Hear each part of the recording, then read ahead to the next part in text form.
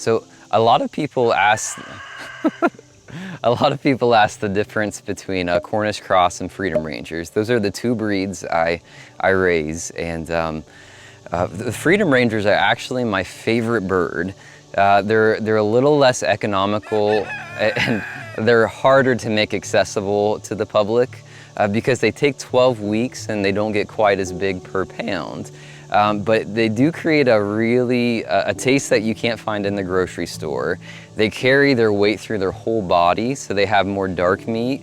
And foraging wise, when you're looking at them, you know, from my porch, it's hard to tell them, you know, from a hen. They're foraging so much. So they're getting a lot more of their diet off the land if you're giving them access to that. And they still have really good instincts for aerial predators. So we had a couple times hawks would come in and they'd be straight under the chicken tractors to be safe, and they were aware that the hawk was around, and I didn't have any losses last time, knock on wood, from any type of aerial predators. So they're my favorite bird. In my opinion, they're the healthier bird, but both are extremely awesome birds in their own right.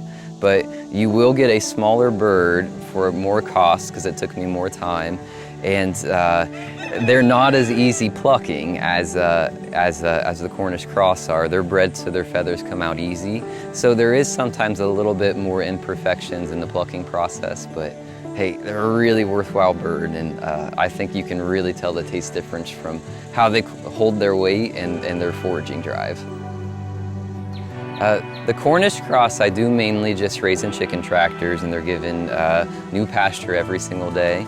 And the Freedom Rangers, I do both chicken tractors, where I give them more square footage per bird because they like to forage a lot, so that allows for more space. But I also raise them on electric fences where I think it's appropriate to keep them safe still, so they can have a lot of forage. So I do give the Freedom Rangers more access because they're going to use it.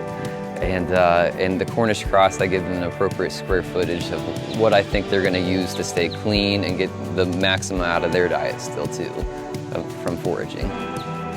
All right, well, this is a Cornish Cross. This is the faster growing bird, so it'll get more of its diet from grain, but it'll also have pasture in its diet, probably up to anywhere from 15 to 20%. They're not nearly as heavy foragers, but this is the bird we're used to eating. A lot of people like it. They have really nice, big, developed breasts.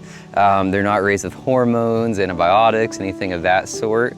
And the freshness and the diversity in its diet will really come through in the taste. So this is the more economical bird.